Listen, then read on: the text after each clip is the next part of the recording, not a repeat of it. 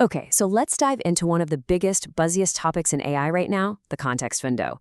Right? I mean, you see the headlines everywhere. 1 million tokens, 2 million tokens. It feels like this insane arms race. But here's the thing. If you're an AI product manager, you've got to look past that marketing hype. You need to know what's really going on under the hood, what it means for your product, and for your budget. So let's break it all down. This right here, this quote gets to the absolute core of a massive misconception in the industry. We all think bigger must be better, right? Just throw more data at it. But the truth, the engineering reality, stuffing a huge amount of data into a prompt can actually make your product slower, way more expensive, and get this, even less accurate. Crazy, I know. So let's get on the same page. What is a context window, really? The best way to think about it is like the model's short-term memory, It's everything it can hold in its head at one time for a single task. That includes your prompt, whatever documents you feed it, and the answer it's about to spit out.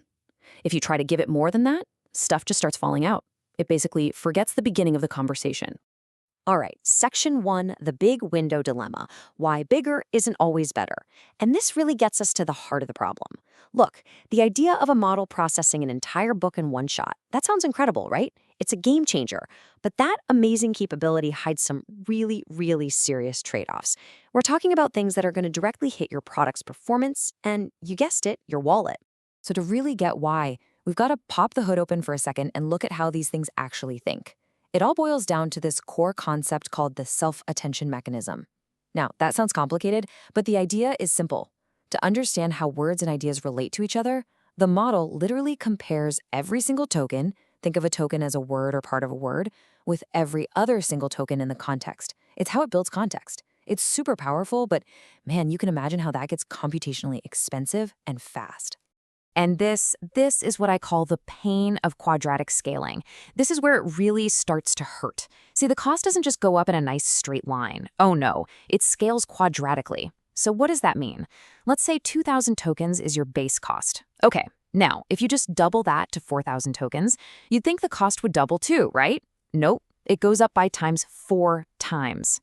And if you double it again to 8,000 tokens, we're not talking 8 times the cost, we're talking 16 times the cost.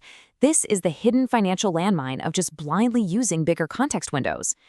So, for you as a product manager, this is the balancing act. Every single time you think about context size, you're juggling these 4 big trade-offs. First, the costs. That one's obvious, it just gets expensive. Second, latency, the lag time. Bigger context means slower responses, and nobody likes a slow app. Then there's something called attention dilution. Basically, if you throw a bunch of junk, a bunch of noise, into the context, the model gets distracted and its accuracy can actually drop. And finally, there's this weird but very real problem called lost in the middle, where models are just worse at remembering stuff that's buried deep in the center of a really long document. Okay, section 2, the price of attention. Let's talk about the real-world cost for your product. We're not talking theory anymore. We're talking about that number that's going to show up on your monthly cloud bill, the one that makes your finance team nervous. So here's a quick look at the API pricing from some of the big names. And you might look at this and think, okay, $10 for 1 million tokens, that's not so bad, right? But hold on.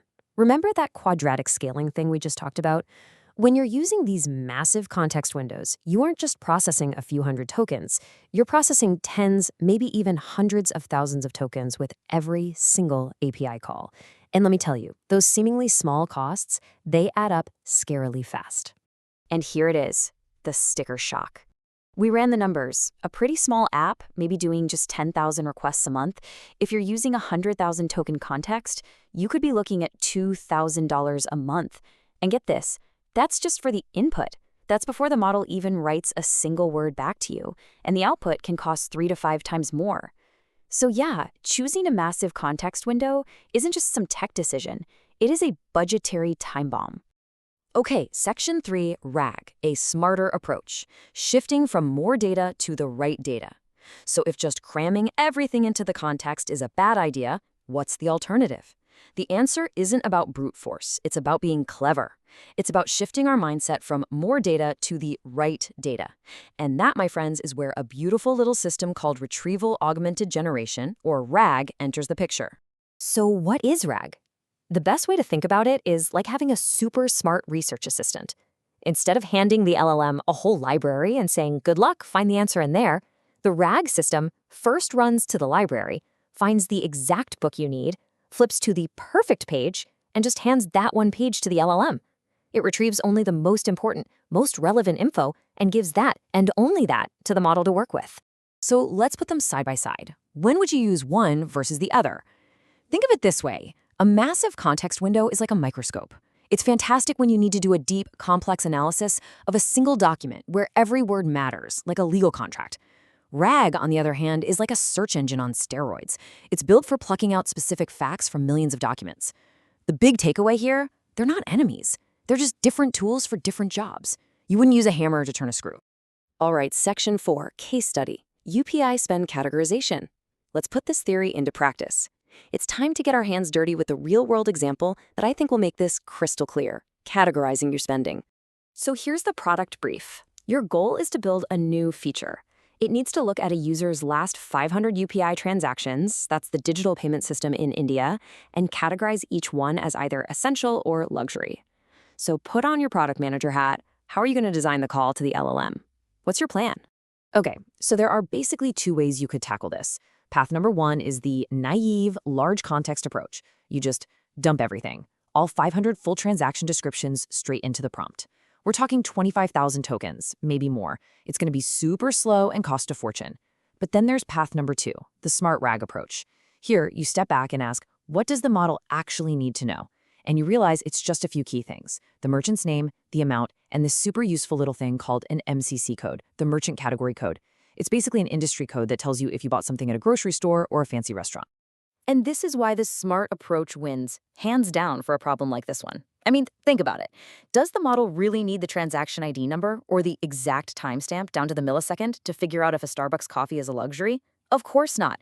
By getting rid of all that noise and just giving it the high signal data, you're not just making it cheaper and faster, you're actually helping the model focus on what matters, which almost always makes it more accurate. So what you get in the end is a cheaper, faster, and more reliable feature. It's a win-win-win. Okay, final section, your strategic choice, because this really is about context as a product strategy. So let's zoom out. What does all of this mean for you, the person who's actually out there trying to build great AI products? It means that right at the beginning of your design process, you have a fundamental strategic choice to make. And if there's one thing, one single thing, you take away from all this, let it be this: context quality matters infinitely more than context size. Your goal as a product manager is not to figure out, how can I cram the most tokens possible into this prompt? No. Your goal is to ask, what is the most perfect, high-signal, concise piece of information I can give the model to get the job done? That is a huge shift. It's moving from thinking about engineering limits to thinking about brilliant product strategy. So I'm going to leave you with this question to think about for your own products. Where is your competitive advantage really going to come from?